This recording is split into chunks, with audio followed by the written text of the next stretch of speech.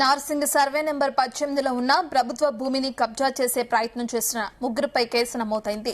గండిపేట మండల తహసీల్దార్ శ్రీనివాస్ రెడ్డి ఫిర్యాదు చేయగా గండిపేట గ్రామం సర్వే నెంబర్ 18లోని ప్రభుత్వ భూమిని కొంతమంది వ్యక్తుల పేర్లపై క్రమబద్దీకరించినట్లు చూపిస్తూ నకిలీ జీవోలు తయారు చేసి ప్రచారం చేస్తున్నట్లు తెలియజేశారు. తప్పుడు కేసులు ఫైల్ చేసినట్లు గుర్తించారు. తాజాగా హైకోర్టులో కేసు డిస్మిస్ కావడంతో అటు ఫేక్ జీవోలను సృష్టించిన నిందితులు వేణుగోపాల్ గౌడ్, నిమ్మల భాగస్వామి గౌడ్, నిమ్మల రాజేష్ గౌడ్ పై నార్సింగి పోలీసులకు తహసీల్దార్ ఫిర్యాదు చేశారు.